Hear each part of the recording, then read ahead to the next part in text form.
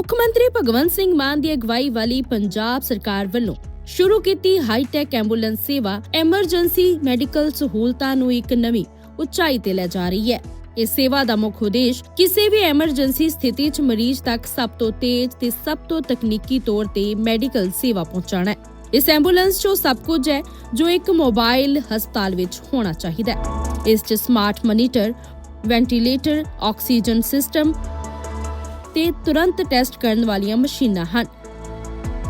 ਇੰਨਾ ਹੀ ਨਹੀਂ, ਐਂਬੂਲੈਂਸ ਦੇ ਅੰਦਰ HD ਕੈਮਰਾ ਤੇ ਕਮਿਊਨੀਕੇਸ਼ਨ ਸਿਸਟਮ ਹੈ, ਜਿਸ ਰਾਹੀਂ ਡਾਕਟਰ ਹਸਪਤਾਲ ਤੋਂ ਹੀ ਮਰੀਜ਼ ਦੀ ਸਥਿਤੀ ਦੇਖ ਕੇ ਗਾਈਡ ਕਰ ਸਕਦਾ ਹੈ। ਮਰੀਜ਼ ਨੂੰ ਮੌਤ ਦੇ ਮੂੰਹ ਤੋਂ ਬਚਾਉਣ ਲਈ ਇਹ ਸਕੀਮ ਲਾਹੇਵੰਦ ਸਾਬਿਤ ਹੋ ਰਹੀ ਹੈ। ਕੋਈ ਵੀ ਐਂਬੂਲੈਂਸ ਨੂੰ ਜਦੋਂ ਕੇਸ ਡਿਸਪੈਚ ਕਰਦੇ ਆ, ਮੇਰੀ ਕੋਸ਼ਿਸ਼ ਰਹਿੰਦੀ ਹੈ ਐਂਬੂਲੈਂਸ ਨੂੰ ਜਲਦੀ ਤੋਂ ਜਲਦੀ ਮੂਵ ਕਰਵਾਇਆ ਜਾਵੇ। 2 ਜਾਂ 3 ਮਿੰਟ ਦੇ ਵਿੱਚ ਕੋਸ਼ਿਸ਼ ਰਹਿੰਦੀ ਹੈ ਕਿ ਐਂਬੂਲੈਂਸ ਜਲਦੀ ਜਾਵੇ ਤੇ ਜਲਦੀ ਪੇਸ਼ੈਂਟ ਕੋਲ ਪਹੁੰਚ ਜਾਵੇ। ਐਂਬੂਲੈਂਸ ਆਪਾਂ ਸਹੀ ਟਾਈਮ ਤੇ ਸਹੀ ਫਾਇਦਾ ਲੈ ਸਕੀਏ।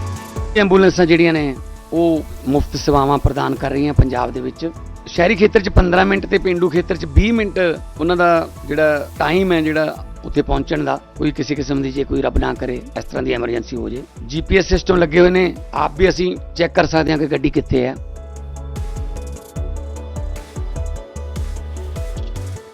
ਅੱਜ ਦੇ ਸਮੇਂ ਦੇ ਵਿੱਚ ਜੇ ਐਜੂਕੇਸ਼ਨ ਦੀ ਗੱਲ ਕੀਤੀ ਜਾਵੇ ਤਾਂ ਐਜੂਕੇਸ਼ਨ ਮਾਤਰ ਇੱਕ ਇਹ ਹੈ ਕਿ ਡਿਗਰੀ ਕਰ ਲਓ, ਬੈਚਲਰ ਕਰ ਲਓ ਜਾਂ ਪੋਸਟ ਗ੍ਰੈਜੂਏਸ਼ਨ ਕਰ ਲਓ ਤਾਂ ਤੁਸੀਂ ਕਾਬਲ ਹੋਗੇ ਕਿਤੇ ਵੀ ਨੌਕਰੀ ਲੈਣ ਦੇ। ਜ਼ਿੰਦਗੀ ਦੇ ਵਿੱਚ ਕਹਿੰਦੇ ਭਾਈ ਬੇਟਾ ਜਾਂ ਬੇਟੀ ਆਪਦੇ ਪੈਰਾਂ 'ਤੇ ਖੜਾ ਹੋ ਜਾਂਦਾ ਬੱਚਾ ਜਦੋਂ ਕੋਈ ਡਿਗਰੀ ਕਰ ਲੈਂਦਾ। ਮਾਂ ਪਿਓ ਕਹਿੰਦੇ ਨੇ ਬੇਟਾ ਪੜ੍ਹ ਲੈ, ਪੈਰਾਂ 'ਤੇ ਖੜਾ ਹੋ ਜਾਏਗਾ। ਲੇਕਿਨ ਜਿਹੜਾ ਹੁਣ ਸਮਾਂ ਹੈ ਉਹ ਬਦਲ ਗਿਆ। ਉਹ ਇਕੱਲੀ ਡਿਗਰੀਆਂ ਨਹੀਂ ਮੰਗਦਾ, ਉਹ ਮੰਗਦਾ ਤੁਹਾਡੇ ਕੋਲ ਸਕਿੱਲ ਕੀ ਹੈ, ਤੁਹਾਡੇ ਕੋਲ ਟੈਲੈਂਟ ਕੀ ਹੈਗਾ। ਲੇਕਿਨ ਟੈਲੈਂਟ ਨਾ ਤਾਂ ਕੋਈ ਯੂਨੀਵਰਸਿਟੀ ਸਿਖਾ ਰਹੀ ਹੈ, ਨਾ ਕੋਈ ਸਕੂਲ ਕਾਲਜ ਸਿਖਾ ਰਿਹਾ ਹੈਗਾ। ਉਹ ਸਿਰਫ ਤੁਹਾਨੂੰ ਕਿਤਾਬੀ ਗਿਆਨ ਸਿਖਾ ਰਿਹਾ, ਲੇਕਿਨ ਜੋ ਅਸਲ ਦੇ ਤੁਹਾਡੀ ਜ਼ਿੰਦਗੀ ਦੇ ਵਿੱਚ ਕੰਮ ਆਉਣਾ ਹੈਗਾ ਉਹ ਕਿਤੇ ਮਿਲ ਨਹੀਂ ਰਿਹਾ।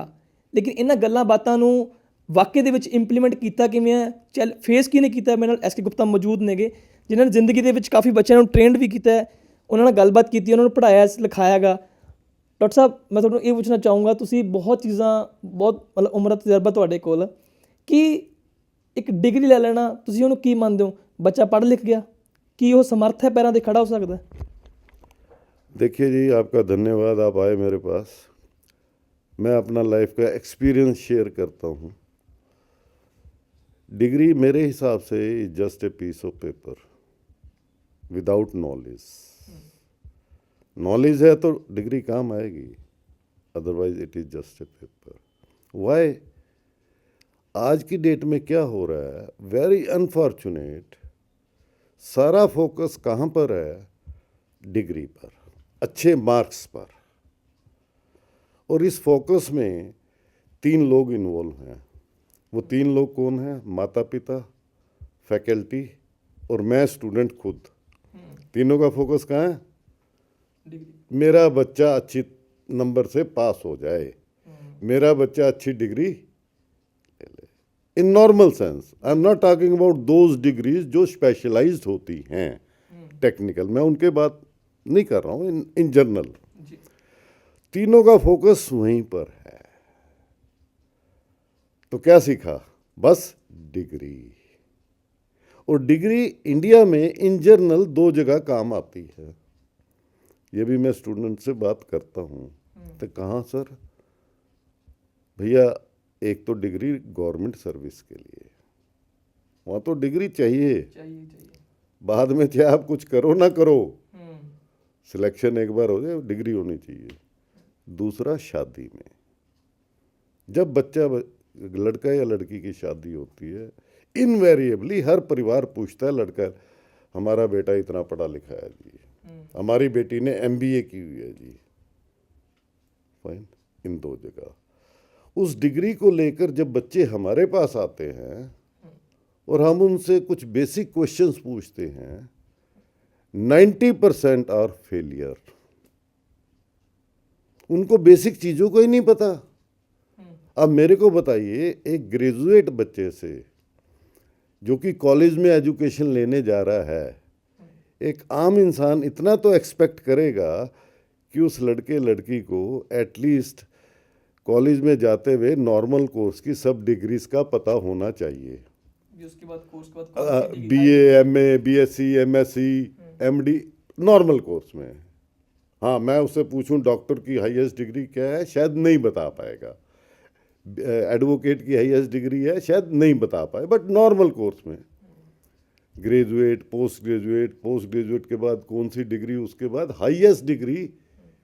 और अगर मैं पूछूं लॉ की डिग्री कौन सी है, वो बता देंगे, क्योंकि एलएलबी देखा होता है, पढ़ा होता है जगह, लिखा हुआ बोर्ड। वो बता देंगे। वो भी सोचेंगे डॉक्टर की डिग्री कौन सी है, सोचेंगे हाँ बोर्ड लगा था MBBS. My goodness, everybody goes to doctor, अनपढ़ पढ़ा लिखा, छोटा बच्चा, बड़ा, बीच का, पढ़ा लिखा, मेल फीमेल सब जाते हैं एमबीबीएस। तो 99% एमबीबीएस की डिग्री के फुल फॉर्म नहीं पता है एमबीए को। वाई वाई ये आप दावा कर रहे हैं कि उनको पता नहीं? 100%। पूछा आपने किसी से? मैं ऐसे तुम नहीं बोलूंगा, ऐसे तो ही नहीं बोलूंगा ना। ये तो बड़ी हैरानीजनक। आप 5 स्टूडेंट्स ले आइए मेरे पास,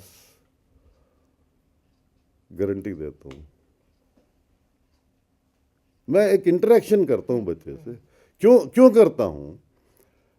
वो पूछता हूँ हाँ जी क्या क्वालिफिकेशन, मेरी क्वालिफिकेशन ये है। आपकी सैलरी की एक्सपेक्टेशन क्या है? 20,000, 25,000, 30,000। कोई नहीं, अभी पता लग जाता है। तो मैं ये बातचीत इंटरेक्शन करता हूँ, देन दे रियलाइज। मैम आप डॉक्टर के पास तो जाते ही होंगे, पर हाँ डॉक्टर की डिग्री क्या है? सोच, वो एमबीबीएस जी। मैम फुल फॉर्म क्या है एमबीबीएस के? अच्छा लॉयर की डिग्री क्या होती है? थोड़ा सोचेंगे याद आ जाएगा, एलएलबी लिखा होता है। एलएलबी की फुल फॉर्म क्या है? नहीं। लॉ में हाईएस्ट डिग्री कौन सी है? नहीं मालूम। नॉर्मल कोर्स में, नॉर्मल सब्जेक्ट में हाईएस्ट डिग्री कौन सी है? कोई तो कहते हैं जी एमए, एमबीए। इससे ज़्यादा अगर कोई बोल देगा पीएचडी बोल देगा। पीएचडी की फुल फॉर्म क्या है? 70% स्टूडेंट्स डोंट नो। दिखा सकता हूँ, लिखे हुए आंसर।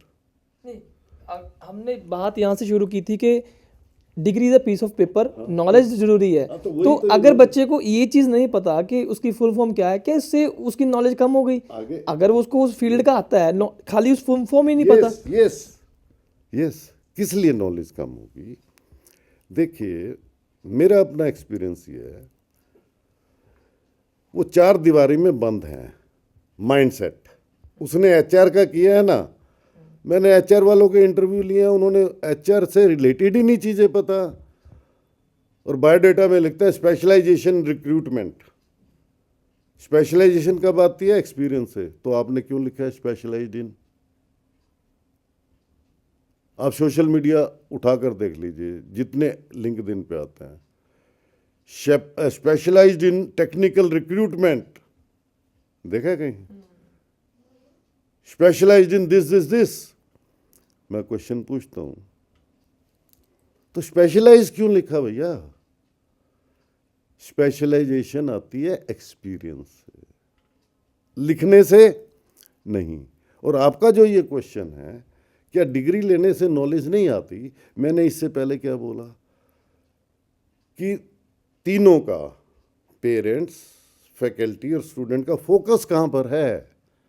डिग्री पर।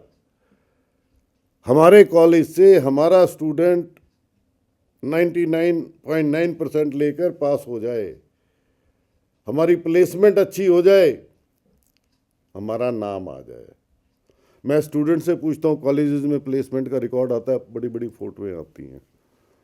कभी स्टूडेंट ने कि ये कोशिश की है कि आज कॉलेज से 50 बच्चे सिलेक्ट हुए हैं, बड़ी बड़ी ऐड होगी, उसमें 3 महीने में से कितने शंट आउट हो गए हैं?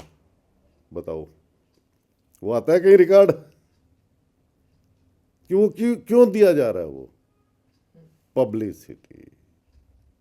ये नहीं सारे, ठीक है कुछ क्रीम भी होती है, बट 50 से तो 50% से ज्यादा out, they are not able to perform. यहाँ अगर एक बात और करें, डिग्री भी है, बहुत स्टूडेंट्स के पास नॉलेज भी है, लेकिन फिर भी भारत में आज युवा इस सदमे में है, उनको फिर भी जॉब नहीं मिल पा रही उनकी कैपेबिलिटी के अकॉर्डिंग, जैसे जितना कैपेबल हैं वो। आपने बात की कंपनीज में जाते हैं, क्या यही कारण है उनका कंपनी में रिजेक्शन होने का? क्या उनके जो रेज्यूमे सीवीज होते हैं वो इसीलिए कंपनी उनको रिजेक्ट कर देती है, उनको उन्होंने ओवर लिखा होता है, या वाकई में नॉलेज भी होती है, डिग्री भी होती है, या ओवर पॉपुलेशन का कारण नहीं है? I need HR, I need finance. Find a company which is a small but good potential, good learning, good knowledge. There you can involve and evolve. Right? सीखो, और जब सीख लेते हो बहुत कुछ सीख जाओगे, फिर ढूंढ लो क्या ढूंढना है। HR मिलता नहीं, बड़ी कंपनी मिलती नहीं, छोटी में जरूरत नहीं है, then whose time is being wasted? Try to learn and earn whatever decent way comes to you. Right or wrong? तो मैंने कहा रियलिटी से बहुत दूर है। Expectation is more than deliverable. Reality समझ आ जाए तो ठीक है। आज 8 महीने आप खाली बैठे हैं, 8 महीने के बाद आपको 20,000 की सर्विस मिल गई, और वो भी पता नहीं परमानेंट होगी या टेम्परेरी।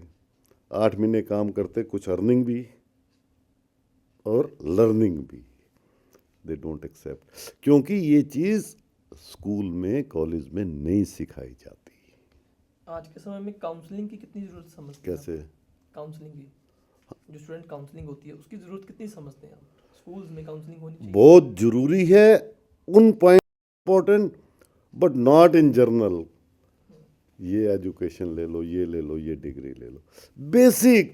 बेसिक आएगी तो डिसिप्लिन आएगा, लाइफ बहुत इजी हो जाएगी। जो छोटी छोटी चीज़ें बताए, बेटा तेरे को जॉब मिल जाएगी, चिंता ना कर, तेरे को जहाँ काम मिलता है ना, शुरू कर, पकड़। काम से ये थोड़ी मतलब है उसको चपरासी का मिल रहा है, ऑफिस में तेरे को काम मिल रहा है ना, HR का नहीं है, असिस्टेंट का मिल रहा है, क्लर्क का मिल रहा है, पकड़। राइट और रॉन्ग नहीं करना चाहते। Expectations are more, deliverable is not matching. Okay, product make in India, Atmanirbhar Bharat क्यों हो रहा है ये? इंडिया को आगे ले जाने। 70,000 करोड़ का टॉयज इंपोर्ट खत्म हो गया, इंडिया में बनने लगा। डिफेंस बहुत रिड्यूस हुई है, इंपोर्ट इंडिया में बनने लगे। ठीक है, because we need foreign exchange, we want to grow, हमारी डिपेंडेंस थी। राइट? तो जब हमारा डेफिसिट में है, हमेशा खर्चा एक्सपोर्ट का ज़्यादा, इंपोर्ट का ज़्यादा है, एक्सपोर्ट की इनकम कम है, डेफिसिट में रहे ना, माइनस में, तो कहाँ से पूरा होगा जब तक एक्सपोर्ट नहीं बढ़ेगी। तो ये basic, export is a backbone of India. Right? तो क्या इन चीज़ों के लिए कोई बड़ी बड़ी किताबें पढ़ानी पड़ेंगी? छोटी छोटी चीज़ें हैं। ਬਿਲਕੁਲ ਗੁਰੂ ਸਾਹਿਬ, ਬਹੁਤ ਧੰਨਵਾਦ। ਕਾਫੀ ਗੱਲਾਂ ਤੇ ਚਰਚਾ ਕੀਤੀ ਆਪਾਂ, ਜੋ ਅੱਜ ਸਮਾਜ ਦੇ ਵਿੱਚ ਵਾਕਈ ਲੋੜ ਹੈਗੀ। ਕਿਉਂਕਿ ਅਗਰ ਤੁਸੀਂ, ਬੱਚੇ ਤੁਹਾਡੇ ਛੋਟੇ ਨੇਗੇ, ਜਾਂ ਤੁਸੀਂ ਖੁਦ ਸਟੂਡੈਂਟਸ ਹੋ, ਜੌਬ ਸੀਕਰ ਹੋ, ਕਿਸੇ ਵੀ ਤਰ੍ਹਾਂ ਦੇ ਪਰਸਨ ਹੋ, ਜ਼ਿੰਦਗੀ ਦੇ ਵਿੱਚ ਜੋ ਡਿਸਿਪਲਿਨ ਹੈ ਤੁਹਾਨੂੰ ਸਕੂਲ ਤੋਂ ਮਿਲਦਾ ਹੈ, ਸਕੂਲ ਤੋਂ ਤੁਸੀਂ ਸਿੱਖਦੇ ਹੋ, ਉਹ ਚੀਜ਼ਾਂ ਕਿਤੇ ਨਾ ਕਿਤੇ ਸਾਡੀ ਜ਼ਿੰਦਗੀ ਦੇ ਵਿੱਚ ਗੈਰ ਹਾਜ਼ਰ ਰਹੀਆਂ ਨੇਗੀਆਂ, ਅਸੀਂ ਉਹਨਾਂ ਦੇ ਨਾਲ ਨਹੀਂ ਜੁੜੇ। ਉਹਨਾਂ ਕਰਕੇ ਹੀ ਅੱਜ ਅਗਰ ਅਸੀਂ ਇੱਕ ਬੇਰੁਜ਼ਗਾਰੀ ਦਾ ਕਾਰਨ ਮੰਨਦੇ ਹਾਂ, ਉਹ ਕਿਤੇ ਨਾ ਕਿਤੇ ਉਹ ਚੀਜ਼ਾਂ ਬਹੁਤ ਪ੍ਰਭਾਵ ਪਾਉਂਦੀਆਂ ਨੇਗੀਆਂ। ਸੋ ਇਸ ਕਰਕੇ ਹੀ ਚੀਜ਼ਾਂ ਸਾਨੂੰ ਸਿੱਖਣ ਦੀ ਲੋੜ ਹੈ। ਸਾਨੂੰ ਆਪਦੇ ਆਪ ਦੇ ਵਿੱਚ ਕੀ ਚੀਜ਼ ਸਿੱਖਣੀਆਂ ਨੇ, ਸਾਨੂੰ ਕੀ ਚੀਜ਼ਾਂ ਆਉਣੀਆਂ ਚਾਹੀਦੀਆਂ ਨੇਗੀਆਂ, ਉਹਨਾਂ ਬਾਰੇ ਗੱਲਬਾਤ ਕਰਨ ਦੀ ਲੋੜ ਹੈ। ਤਾਂ ਕਿ ਕਿਉਂਕਿ ਇੰਡੀਆ ਹੁਣ ਅੱਗੇ ਵੱਧ ਰਿਹਾ, AI ਦਾ ਜ਼ਮਾਨਾ ਵੀ ਆ ਰਿਹਾ, ਅਗਰ ਤੁਸੀਂ ਇਹਨਾਂ ਗੱਲਾਂ 'ਤੇ ਧਿਆਨ ਨਹੀਂ ਦਿਓਗੇ ਤਾਂ ਬਿਲਕੁਲ ਹੁਣ ਸਮਾਜ ਪਛੜ ਜਾਵੇਗਾ। ਫਿਰ ਅਸੀਂ ਦੋਸ਼ ਸ਼ਾਇਦ ਕਿਸੇ ਹੋਰ ਨੂੰ ਦਿੰਦੇ ਹਾਂ, ਸਰਕਾਰਾਂ ਨੂੰ ਦਿੰਦੇ ਹਾਂ ਦੋਸ਼, ਕਿਉਂਕਿ ਸਾਡੇ ਦੇ ਵਿੱਚ ਖੁਦ ਹੀ ਹੁੰਦਾ। ਸੋ ਇਸ ਕਰਕੇ ਤੁਹਾਡੇ ਇਸ ਬਾਬਤ ਕੀ ਰਾਏ ਹੈ? ਗੱਲਬਾਤ ਕੀਤੀ, ਹਰ ਬਾਤ ਚਰਚਾ ਕੀਤੀ, ਤੁਹਾਡੀ ਕੀ ਰਾਏ ਹੈ? ਸਾਨੂੰ ਕਮੈਂਟ ਕਰਕੇ ਜ਼ਰੂਰ ਦੱਸਣਾ। ਕੈਮਰਾ ਪਰਸਨ ਅਨਿਲ ਨਾਲ ਪ੍ਰਿੰਸ ਗਰਗ, दैनिक सवेरा TV।